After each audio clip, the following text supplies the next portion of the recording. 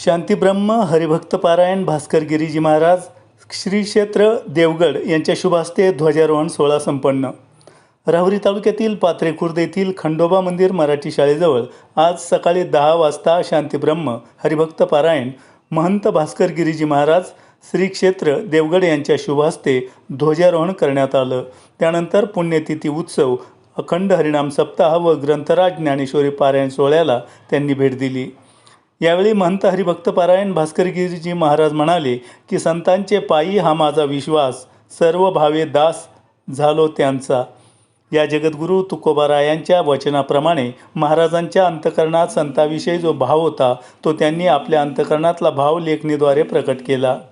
मी माझ्या जीवनामध्ये जे सुखी समाधानी आहे त्याचे एकच कारण, आम्ही संतांवरती विश्वास ठेवला आणि सर्व भक्तांनी त्याचं दास्यत्व पत्करलं. आपल्यालाही त्यांच्याच पावलावर पाऊल टाकून खरं जीवन सुखी समाधानी करायचं असेल तर संतांवर आपली अटळ श्रद्धा असणं महत्त्वाचं आहे.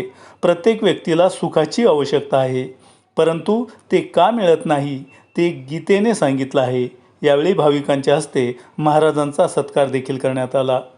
तसेच दिनांक 13 डिसेंबर 2023 रोजी मल्हारी मार्तंड कथा आचार्य विद्या वाचस्पती हरिभक्त पारायण डॉक्टर शुभम महाराज कांडेकर यांच्या अमृतवाणीतून होणार आहे.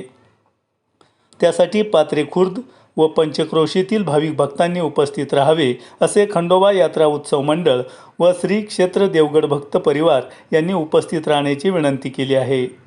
आपण पाहतात इंडिया सुपर न्यूज मराठी. प्रतिनिधी ज्ञानेश्वर अनुसेसह मुनीर सय्यद.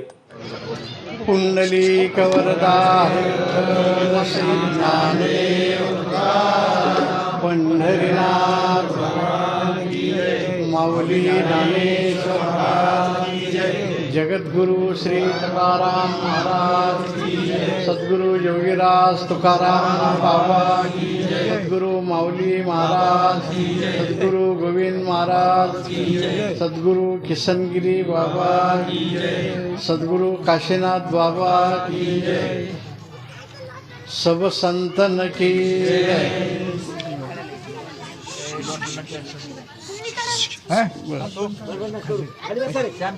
संताची पायी हा माझा विश्वास, सर्व भावे दास झालो त्यांचा. या जगद्गुरू तुकोबारायांच्या वचनाप्रमाणे महाराजांच्या अंतःकरणात संतांविषयी जो भाव होता तो त्यांनी आपल्या अंतःकरणातला भाव लेखणीद्वारे प्रगट केला. मी माझ्या जीवनामध्ये जे सुखी समाधानी आहे त्याचं एकच कारण, आम्ही संतांवर विश्वास ठेवला आणि सर्व भावाने मी त्यांचं दास्यत्व पत्करलं. आपल्यालाही त्यांच्याच पावलावर पाऊल टाकून खरं जीवन सुखी समाधानी करायचं असेल तर संतांवर आपले अटळ श्रद्धा असणं अतिशय महत्त्वाचं आहे. प्रत्येक व्यक्तीला सुखाची आवश्यकता आहे, परंतु ते का मिळत नाही याचं आपल्याला गीतेने सर्व तंत्र दिलेलं आहे, गीतेने सांगितलेलेच आहे. ज्यांचा आत्मा नेहमी करतात असंतुष्ट असतो त्याला कुठेही सुख मिळू शकत नाही. अशांतस्य कुतः सुखम असं भगवान स्वतः अर्जुनाला सांगतात. सुख का मिळत नाही तर शांती नाही म्हणून, शांती का मिळत नाही तर बुद्धी निश्चय नाही म्हणून, बुद्धी निश्चय का होत नाही तर मनोनिग्रह नाही म्हणून, मनोनिग्रह का होत नाही तर इंद्रिय निग्रह नाही म्हणून. ही सगळी मालिका, ही लिंक, ही परंपराच आपल्याला भगवंतांनी अर्जुनाच्या निमित्ताने सांगितलेली आहे. आणि हे सगळं झालं की मग शेवटी शांती प्राप्त होत राहते. शांती परते नाही सुख, एर आघवेची दुःख, म्हणवनी शांती धरा, उतराल पैल तिरा. शांती सर्वात मोठी आहे, सर्वात श्रेष्ठ आहे. शांतीकरता एवढी सगळी लिंक सांगितली. ज्ञान ते ज्ञान अभ्यासाने प्राप्त करावं लागते. हे सगळ्या परंपरेतून गेलं की मग आपोआप शांती प्राप्त होते. शांतीचा माझी वाटा ठाकीला जेणे. एकदा ही शांती प्राप्त झाली की मग अंतःकरण बोधले संकल्पा नाही. आपलं मन जे आहे ते सगळं संकल्प विकल्प करण्याचं आपोआप थांबवून जाते.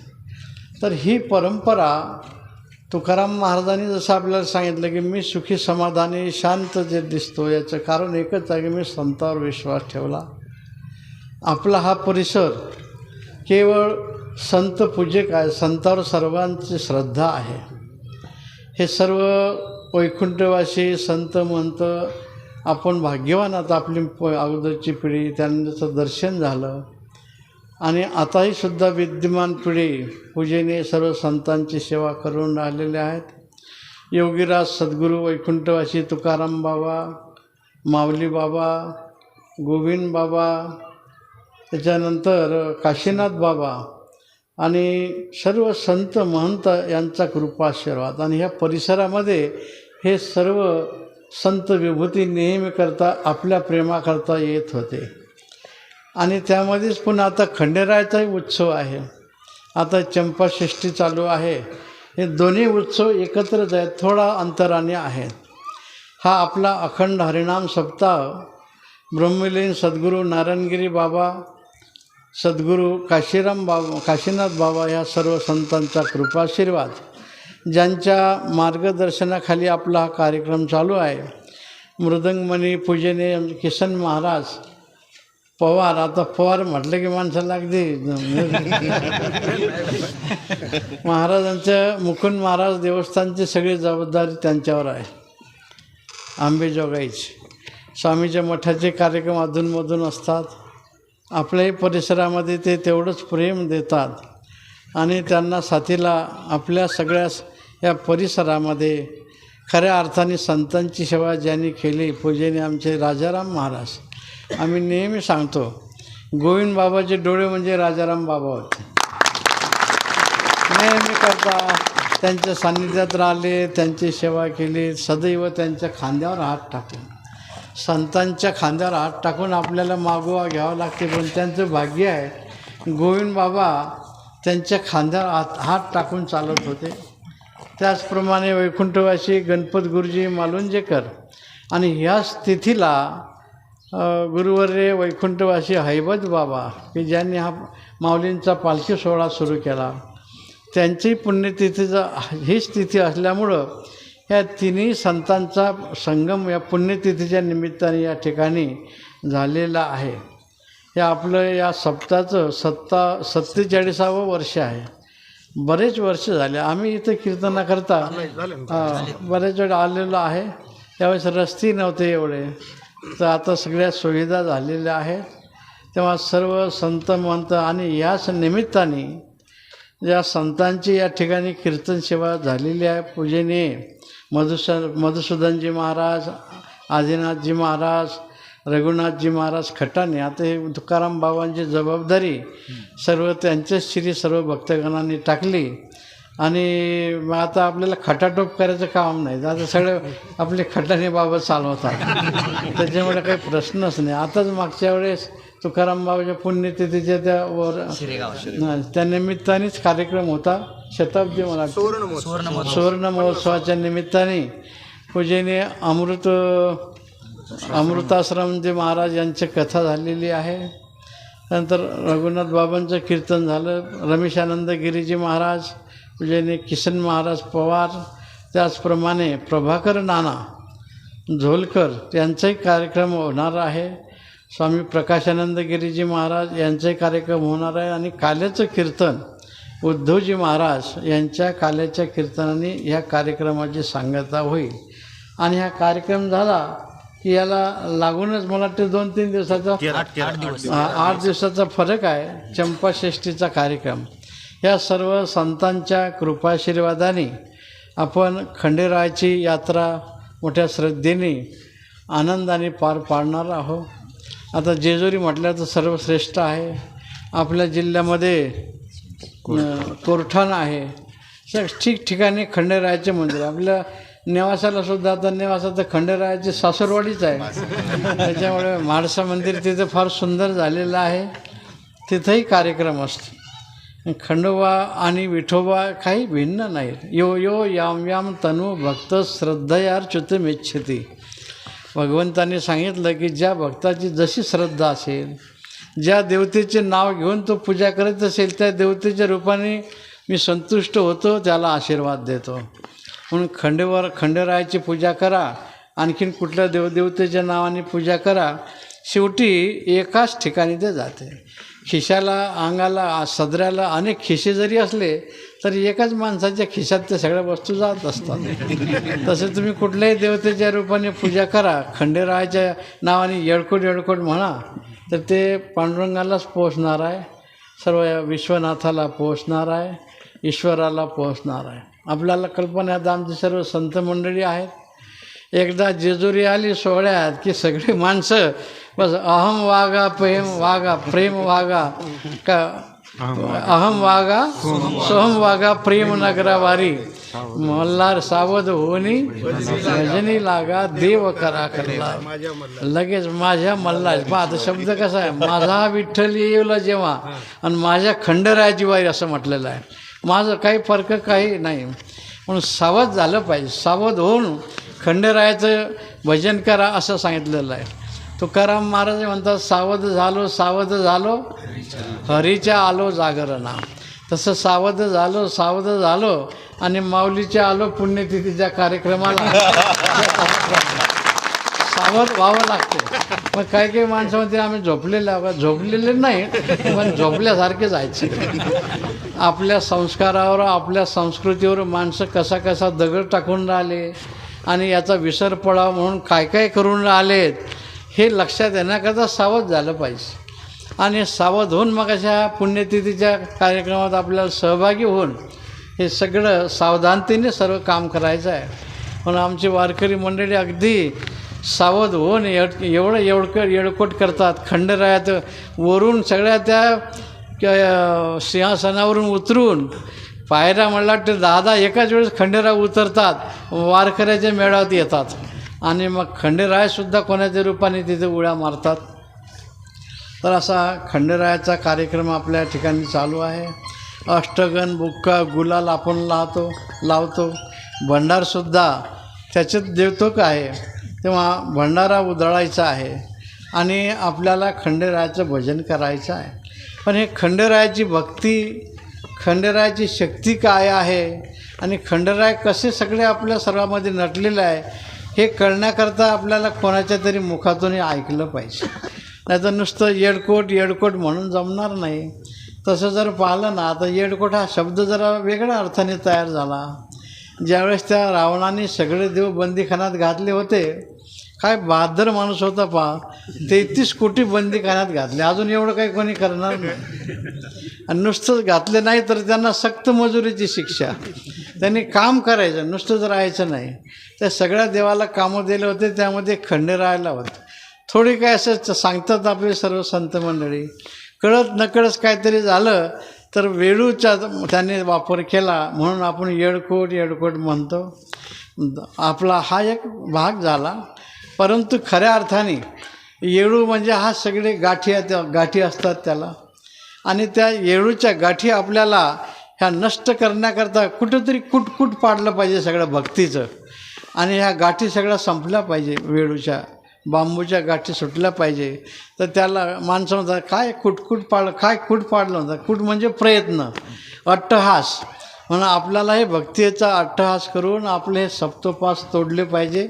म्हणूनही आपण येळकोट म्हणायचं तेव्हा. आणि मग ह्या मल्हारी मार्तंड महाराजांचं हे चरित्र आणि हे सगळं जीवन आपलं लक्ष देण्याकरता आमचे आचार्य विद्या वाचस्पती हरिभक्तीपरायण डॉक्टर श्री शुभम महाराज. आता आपल्याला सर्वांना कल्पना असेल नसेल, जे विद्यापीठ आहे सगळे, त्या विद्यापीठाचं मुख्य विद्यापीठ दिल्लीला महाराजांचे त्या विश्वस्त रूपाने ते सगळी जबाबदारी त्यांनी सिनेट सदस्य खूप सांभाळलेलं आहे. पण आता आपलीच माणसं मोठी झाली की आपल्याला एवढं काही वाटत नाही. आणि महाराज जरी मोठे असले तरी ते लहान होऊन काम करतात नेहमी. ते खूप चांगल्या प्रकारचं काम करतात. अनेक ठिकाणी कार्यक्रम, बेलापूरला केशव गोविंद वनामध्ये सुद्धा केशव गोविंदाची महती वाढण्याकरता तिथेही महाराज काम, संपूर्ण आपल्या जिल्ह्यामध्ये कार्यक्रम होत राहतात. आणि त्यांनी खूप खूप त्यांच्या जीवनामध्ये हे सगळं अवगत केलेलं आहे. आणि त्यांच्या गोड वाणीमधून आपल्याला हे खंडेरायाचं चरित्र, आता मल्हारी मार्तंड कथा, हे सगळं म्हणजे ग्रंथच आहे ना आपला. या ग्रंथाच्या आधारे महाराज आपल्याला सगळं मार्तंड महाराजांचं चरित्र सांगणार आहेत. फक्त आपण आता सवड काढली पाहिजे आणि सवड काढून हे काम केलं पाहिजे. नाहीतर माणसं म्हणतात का हो कसं काय तुमच्याकडे पुण्यतिथी होती, मल्हारी मार्तंड महाराजांचा कार्यक्रम झाला, मग झाला म्हणतात बुवा,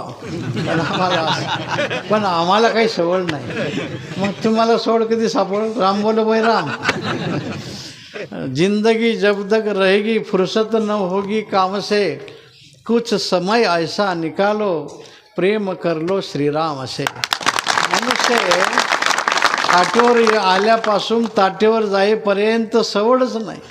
माणसं म्हणतात आम्ही तुमच्यासारखे मोकळे आहो का, आम्हाला टाईम नाही, खायला टाईम नाही, मरायला टाईम नाही.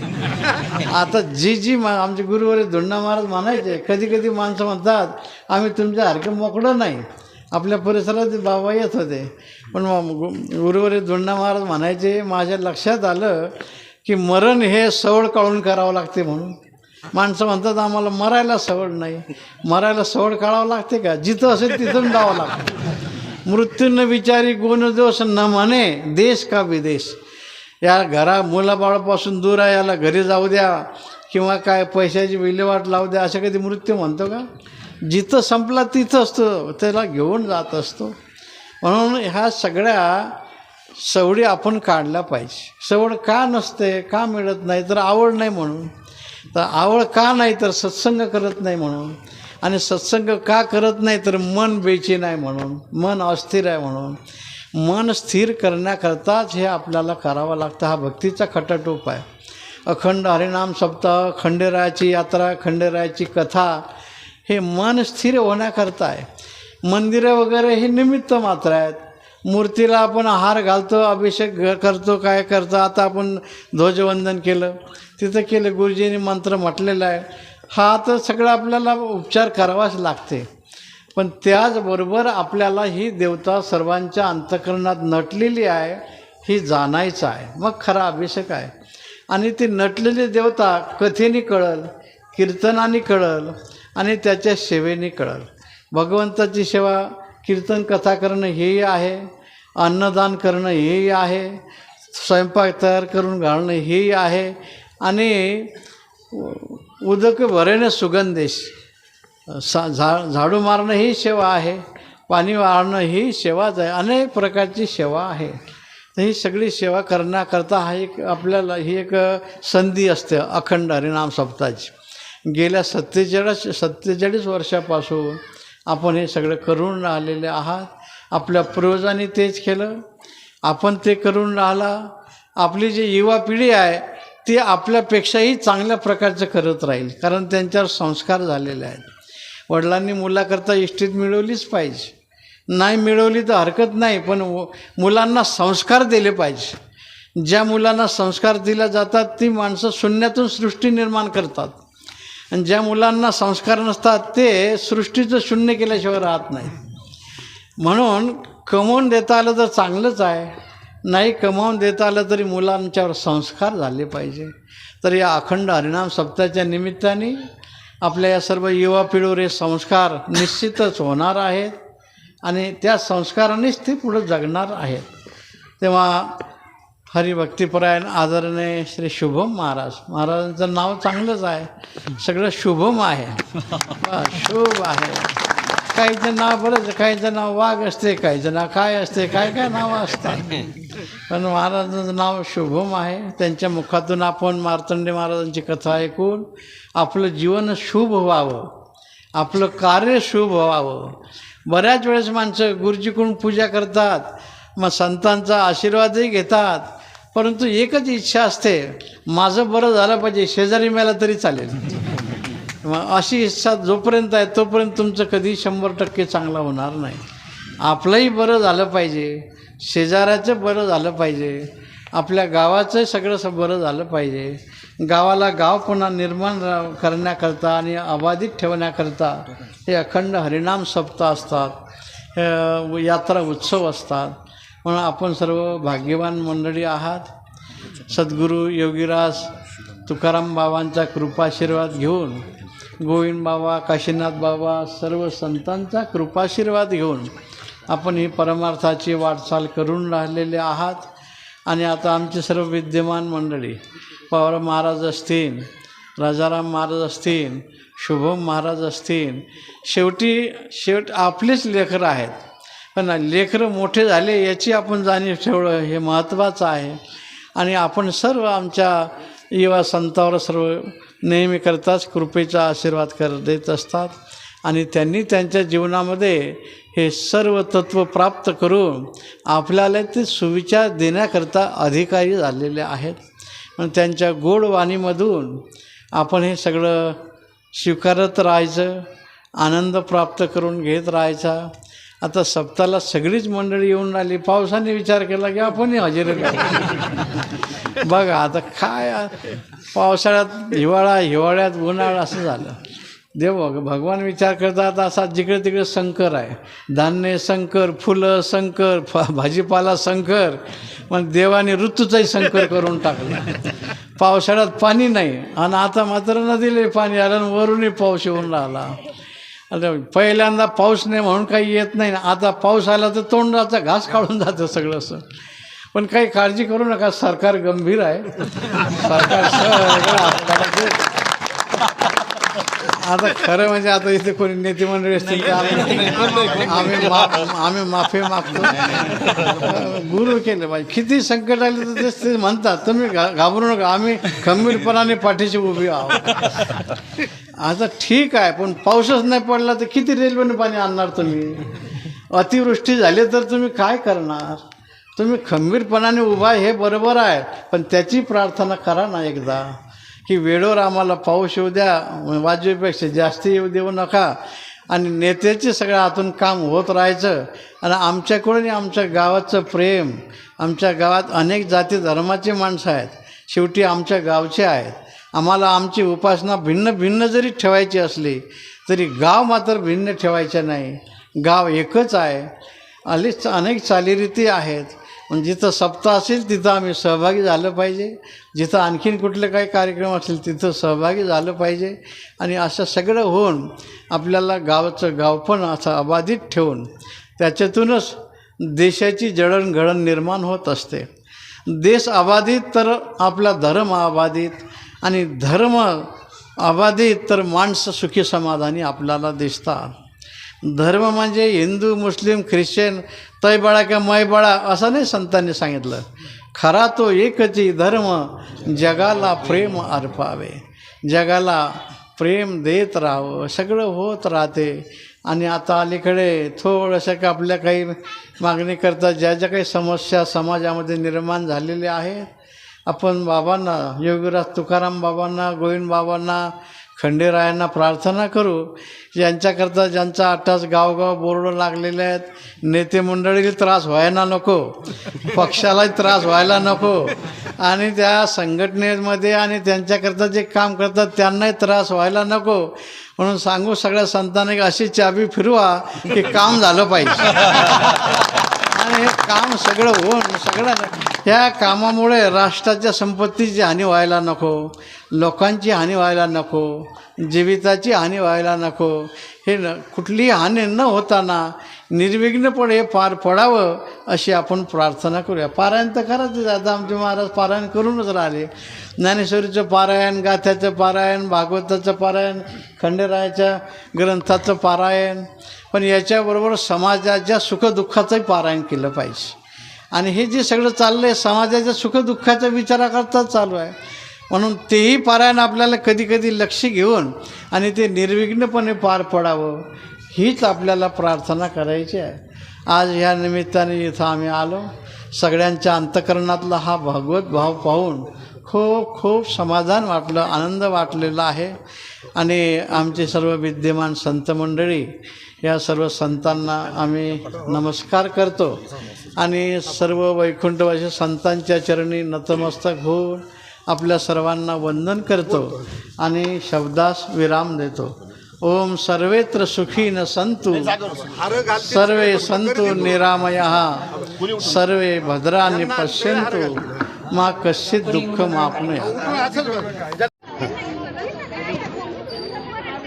रामकृष्ण हरी. रामकृष्ण हरी. श्रामपूर तालुक्यामधील पाथरे गाव आणि या राहुरी तालुक्यामधील हे पाथरे गाव आणि पाथरे गावामध्ये साधू संतांच्या ब्रह्मलीन सद्गुरू श्री नारायणगिरी महाराज, समर्थ सद्गुरू श्री किसनगिरीजी महाराज, तुकाराम महाराज आदी करून सर्व साधू संतांच्या अनंत कृपाशीर्वादाने चंपाषष्ठीच्या निमित्ताने भगवान मल्हारी मार्तंडरायांची कथा या गावामध्ये पार पडते आहे. दिनांक 13 तारखेपासून ही कथेचा या ठिकाणी प्रारंभ होतो आहे. आत्ताच या कथेसाठी गुरुवर्य शांतीब्रह्म आदरणीय महंत श्री भास्कर गिरीजी महाराज यांनी शुभ आशीर्वाद आणि ध्वजारोहण करून आपल्या कार्यक्रमाला अनंत आशीर्वाद दिलेले आहेत. आणि भगवान खंडेरायाची ही कथा सर्व ग्रामस्थांच्या तथा परिसरातील सर्व भाविकांच्या सहकार्याने अतिशय भव्य आणि दिव्य अशा प्रकारची या ठिकाणी पार पडणार आहे. तर या कथेमध्ये भगवान मल्हारी मार्तंडरायाच्या जे काही अवतार कार्य आहे त्या अवतार कार्याची पूर्ण सखोल अशा प्रकारची माहिती, भगवंताची जी चरित्रकथा जी जुन्या साधू संतांनी आपल्यासमोर ठेवलेली आहे त्यांच्या शब्दांना अनुसरून त्यांच्या चरणाची सेवा करून ही कथा आपल्याला या ठिकाणी संपन्न करायची आहे. अतिशय चांगल्या पद्धतीचं नियोजन गावकरी मंडळींनी केलेलं आहे आणि भगवान खंडेरायाचं गोड मंदिरही या ठिकाणी आहे. सर्वांच्या सहकार्याने ही कथा 13 तारखेपासून या ठिकाणी प्रारंभ होते. भगवान खंडेरावाचं दिव्य चरित्र या निमित्ताने आपल्या सर्वांना या ठिकाणी ऐकायला मिळणार आहे. म्हणून या कथेचा पंचक्रोशीतील गावांनी आणि भाविक भक्तांनी लाभ घ्यावा आणि चंपाषष्ठीचा आनंद या सप्ताहाच्या निमित्ताने अति द्विगुणित करावा अशी परिसरातले सर्व ग्रामस्थ आणि पाथरे गावाकडून मी आपल्या सर्वांना विनंती करतो. धन्यवाद. रामकृष्ण.